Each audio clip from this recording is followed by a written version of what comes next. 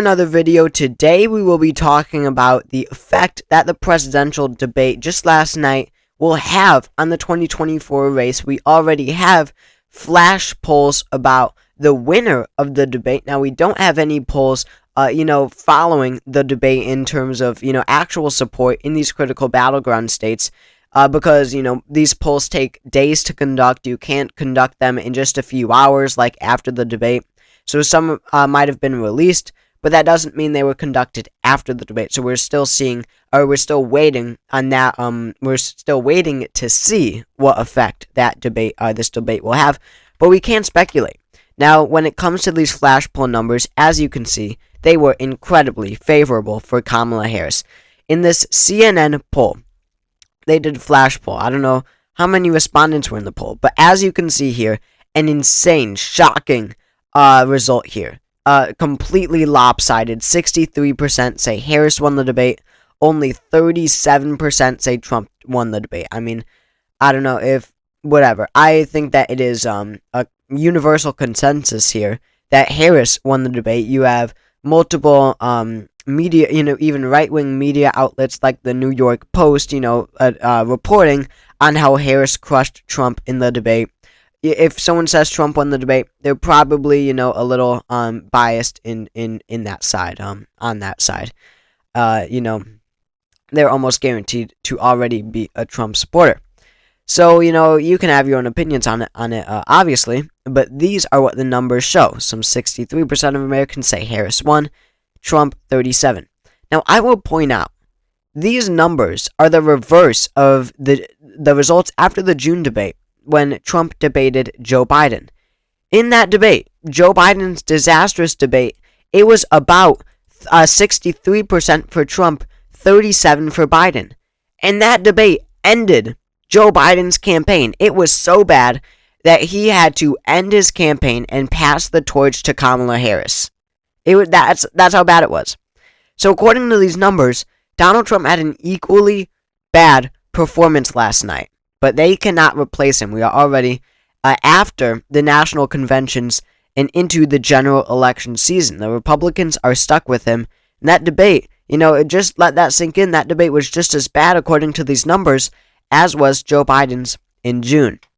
So, when it comes to what effect this debate will have, that is extremely important. And a CNN analyst explained how it is likely that Kamala Harris will see a bump in the polls, and that's what we're going to be looking at in today's video if she does get a slight bump in some of these states. So as the CNN analyst lays out, you can just see in this graphic here how the candidates, after they universally were agreed to have won a presidential debate in the past, we have we have Romney in 2012, Hillary Clinton Hillary Clinton in 2016. Guess I can't get back to it. And then Biden in 2020, I believe, was on there. And, all those people were agreed to have won the debate. And Trump in 2024. And each of them saw a national bump of at least 2 points after the debate. That was 2%, it said on there, for every single, election, or for every single candidate who had won the debate shortly after. It was universally agreed, right? Romney in 2012 in that first debate, Hillary Clinton in that first debate in 2016, Trump in that June debate, of course, and each of them saw a 2% bump in the national polls. Now, 2% is not a lot, but it matters so much. I mean, in these such partisan times, 2% does matter. It is extremely significant. So here are 9 battleground states. Just look at how that changes. If Harris is getting a +2 bump in every state, of course it won't be +2 evenly everywhere, but for the purpose of this video, let's assume it was +2 in every state. We see Harris. Trump is ahead on average right now by 0.8. Well, that one would go to Harris by 1.2. That gives her a significant lead in the state of Arizona, a critical, very critical battleground state there. That's 11 electoral votes. And then you move down, you go to Georgia, or even Florida, actually. Trump is ahead by 4.2. His lead would be reduced to a minuscule 2.2%. If Harris does make these gains, in Florida, if she is able to make these gains in Florida, then that means that Florida is a toss-up. Florida is in play. It's within the margin of error. Anything could happen. In Georgia, a state Biden only won by 0.2%, Harris is currently down, but if she gets that 2-point bump, then she wins the state by 1.4%. That's another one where Trump leads in the average, but with 2% more, then she flips all of those 16 electoral votes. So, you can just start to see how 2% is so significant. We have Nevada. Nevada, Harris is ahead by 0.2, or actually it's 0.1, so she wins by 1.1. We have North Carolina, where she's already ahead. She's ahead by 0.2, so she wins it by 1.2. That's a flip from the 2020 election. Donald Trump won it by 1.3%. She's matching the margin. Oh, wait, I've been doing 1 point this whole time. That'd be a 2.2% margin there in North Carolina. Sorry about that. And then we have Pennsylvania. Harris is ahead by 0.7 right now. That would be a 2.7% margin. Once again outpacing Biden. She wins the most critical battleground state. Even without the rest of these states, she's well over 270 electoral votes. You've got Texas. Trump is ahead by 6.1 right now. That's a 4-point lead for him if Harris is able to gain that critical 2%. And then finally, Wisconsin. Wisconsin, Kamala Harris is ahead by 2.8. That would be a 4.8% margin if she gains 2%. That would be almost a 5-point margin in Wisconsin. Almost a likely margin, that means. And then I forgot one, that being the state of Michigan. Let's see where Michigan stands. Well, Kamala Harris is currently ahead by 1.8. She would win it then by 3.8. So you can just see how she sweeps the battleground states. The 7 core battleground states: Wisconsin, Michigan, Pennsylvania, North Carolina, Georgia, Arizona, and Nevada.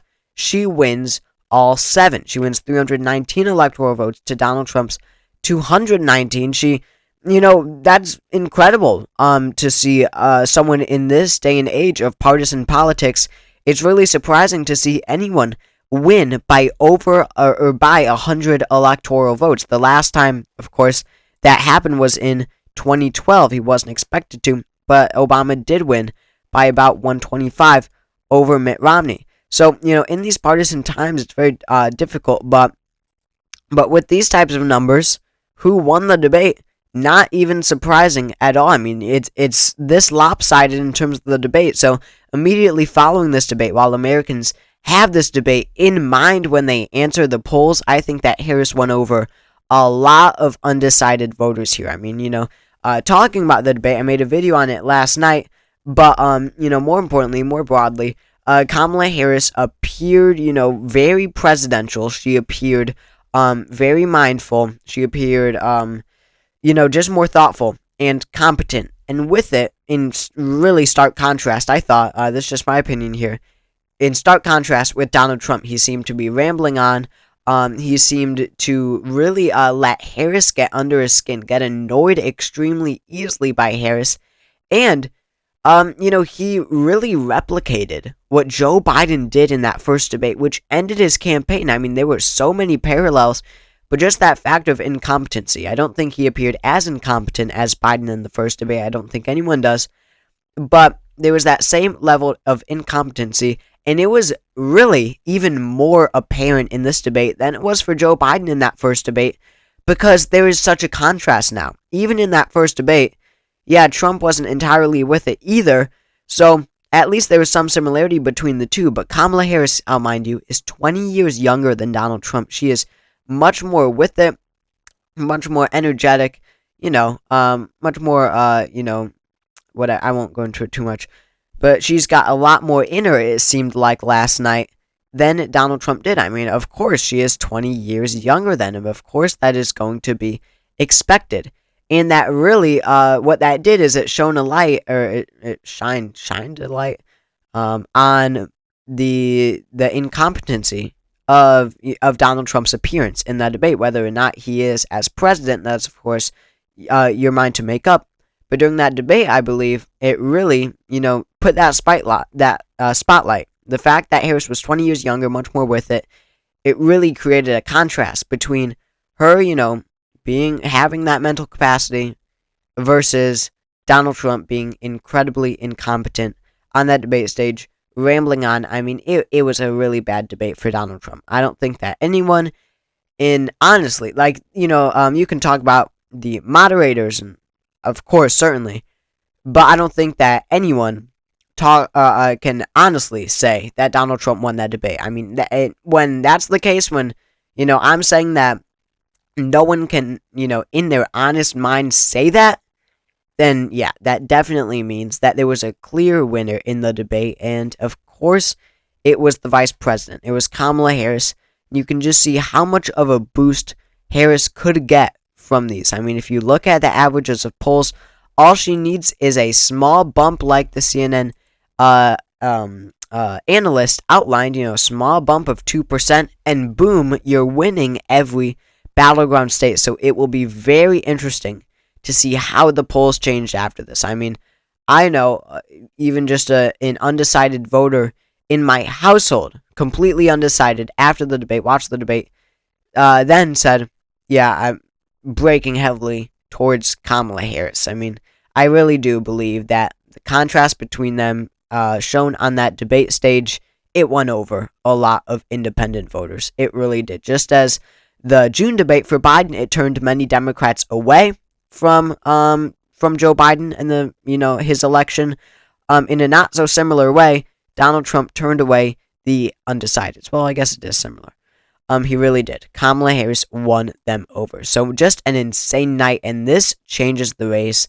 Kamala Harris, I expect to surge after this. So thank you all very much for watching this video. If you enjoyed, make sure to subscribe down below. We're trying to get to 10,000 subscribers as soon as possible. So if you could help me out with that, that would be, of course, immensely helpful.